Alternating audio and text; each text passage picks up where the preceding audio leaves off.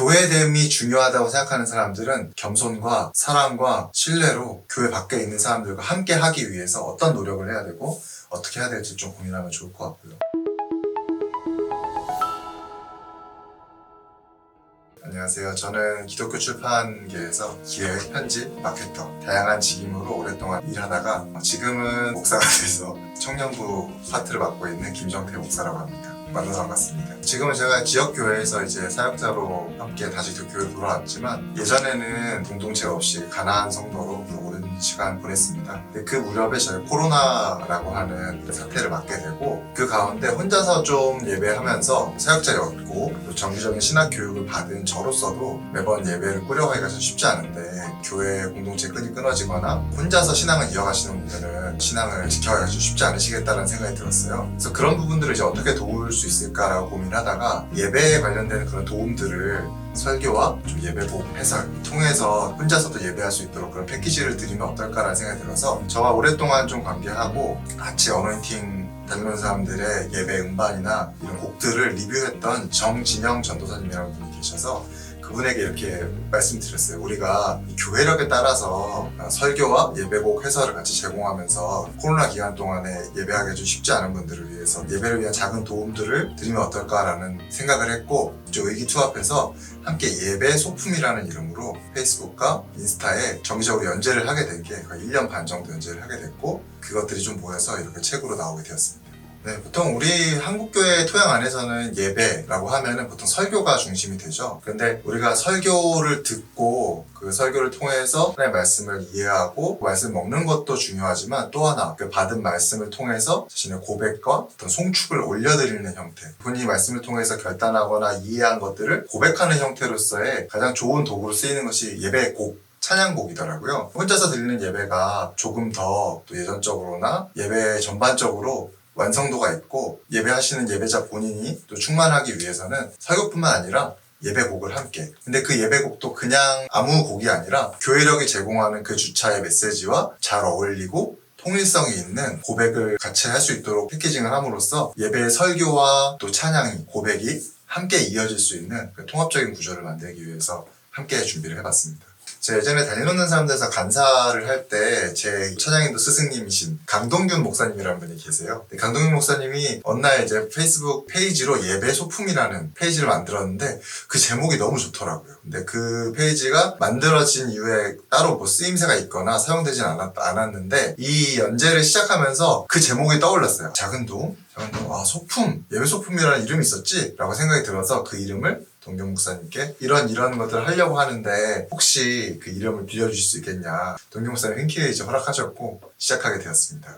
예배에 있어서 우리가 뭐 큰 거나 어떤 진짜 뭐 한국교 예배를 바꾸거나 코로나 있는 사람들에게 막 정말 최고의 예배 대안을 준다는 그런 큰 마음으로 시작한 게 아니라 진짜 그냥 혼자서 예배하시는 분들, 공동체가 없이 그런 예배할 곳이 없이 혼자서 신앙을 이어가시는 분들에게 진짜 작은 도움이나마 좀 드리고 싶다는 마음에서 시작했기 때문에 소품이라는 단어가 되게 잘 어울리는 것 같습니다. 교회력은 간단히 얘기하면 교회의 달력이에요. 근데 교회의 달력인데 어떤 달력이냐면 예수 그리스도의 생애와 또 성경의 이야기를 통해 그리스도의 삶을 구성할 수 있도록 돕는 달력입니다. 상당히 유래가 깊은 우리나라는 아무래도 장로교회가 대다수를 차지하고 있기 때문에 교회력이라던가 절기라던가 크게 이해가 많거나 또 이제 잘 알려져 있진 않아요.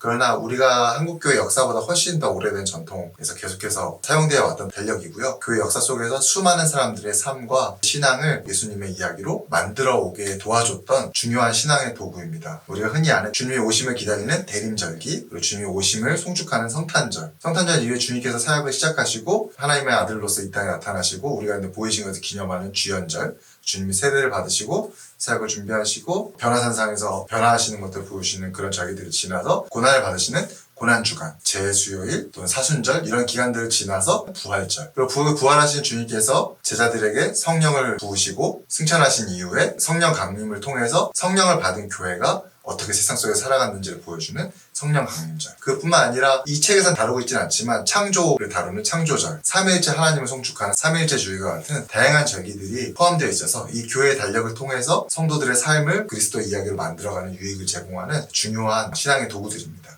아까 교회력이 성도의 삶을 형성하는 중요한 전통이라고 말씀드렸는데요. 우리가 인식하건 인식하지 못하건 우리의 삶을 구성하는 중요한 요소가 있습니다. 바로 달력인데요. 농경사에서는 원력을 사용해서 강이 범람하거나 해가 뜨거나 날씨가 바뀌거나 이런 농사의 중요한 패턴들을 달력에 기록함으로써 농사 짓는 사람들의 삶이 형성되어 가도록 달력이 그 문화권의 사람들을 규정했습니다. 또 동시에 산업사회로 들어와서는 이제 우리가 또 인력으로 또 바뀌면서 일주일에 어떤 시간들은 노동을 하고 어떤 시간은 휴식을 하는 형태로 다양한 사람들의 삶에 되게 크게 영향을 미치는 것을 우리가 볼 수 있습니다. 그렇다면 우리가 세상의 달력을 통해서 우리의 삶을 형성할 수 있다면 마찬가지로 그리스도의 생애를 통해서 하나님의 말씀을 통해서 우리의 삶을 만들어간다면 어떤 일이 벌어질까요? 교회력은 예수님을 믿고 복음의 이야기에 따라 사는 사람들의 삶을 예수 그리스도의 오심과 예수 그리스도의 사역을 통해서 그 삶을 만들어갈 수 있도록 돕는 아주 중요한 도구입니다. 단순히 복음서 본문뿐만이 아니라 전통적인 예전을 사용하는 교회들 안에서는 예배 안에 성경 본문을 함께 읽는 독서 시간이 있습니다. 그래서 구약과 시편과 신약과 복음서 본문들을 예배 안에서 균형 있게 읽을 수 있도록 함으로써 예배 안에서 말씀을 통해서 자라나고 만들어져가고 세상의 달력이 아닌 하나님의 달력, 교회의 달력으로 살아나갈 수 있도록 돕습니다. 사실은 이제 우리가 코로나라고 하는 상황을 겪으면서 온라인 예배가 상당히 중요하게 됐습니다. 그러니까 저는 온라인 예배가 나쁘다 좋다를 얘기하고 싶은 건 아니고 사실은 온라인 예배가 지금까지 코로나 기간 동안 성도들의 삶을 지키고 예배를 할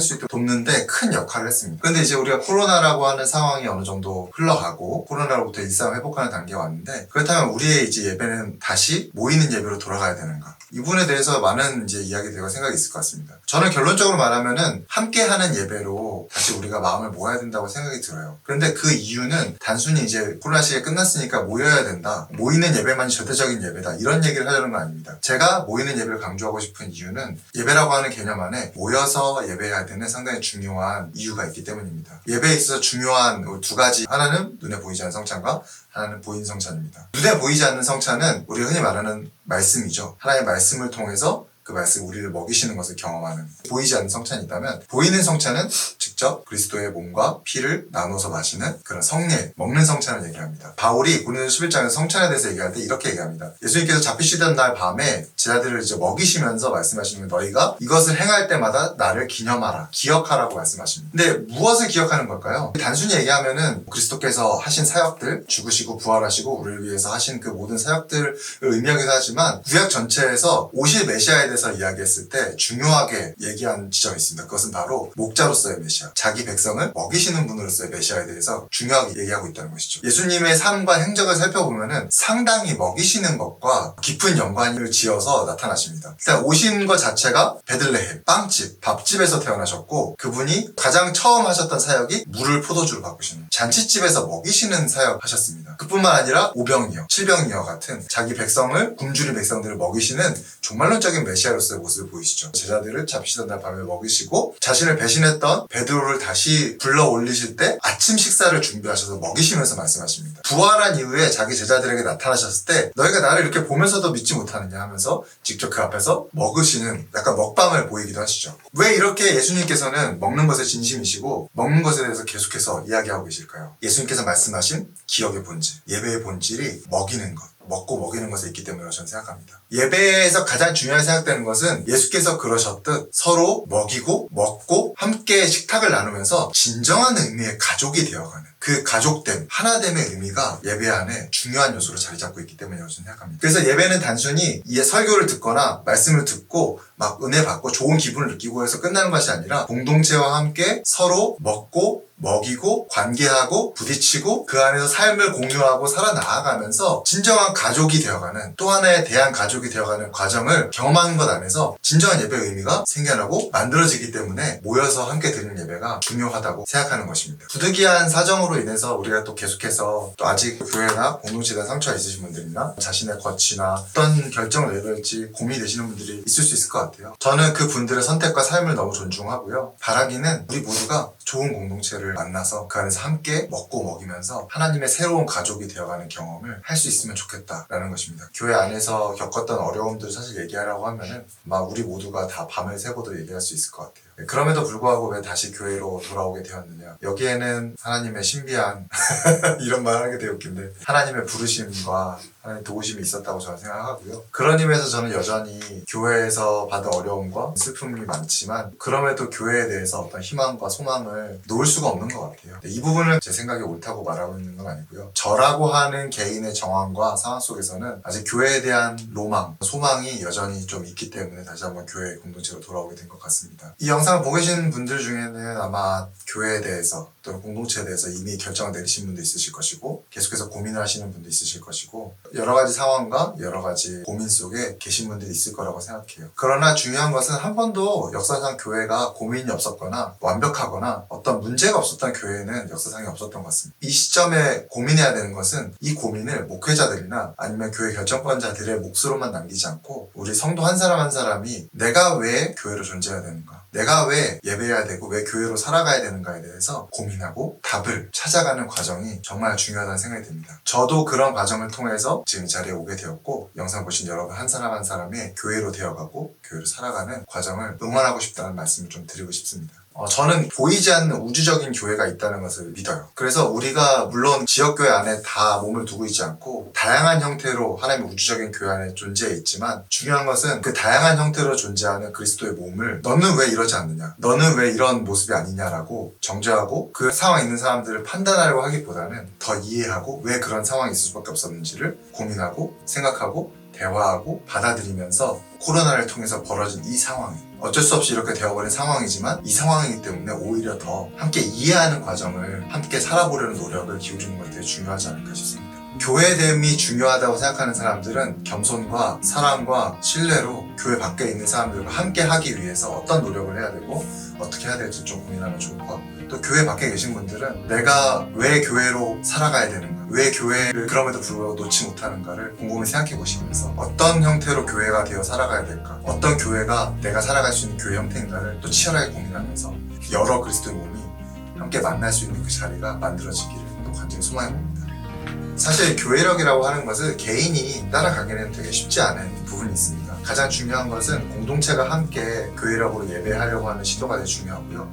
교회력을 예배했을 때 좋은 것 중에 하나는 교회력을 사용하고 있는 이 지구에 있는 수많은 교회들이 그 동시에 같은 본문과 같은 이야기를 통해서 같이 주의를 보내고 있다고 하는 보이지 않는 큰 하나님의 교회 안에 속해 있다는 감각이 우리 안에서 체현될 수 있다는 것이죠. 예배하는 사람들은 혼자가 아닙니다. 혼자 예배하지 않고 물방에서 예배하든 어디에서 예배하든 여러분 예배하는 사람은 혼자 예배하지 않습니다. 교회력은 여러분이 혼자가 아니라는 사실을 분명하고 깊게 경험하고 체험하도록 도울 것입니다. 함께 하나님의 우주적 교회 안에서 한 몸으로 살아가는 그 은혜를 체험하는 예배자 되시길 축복합니다.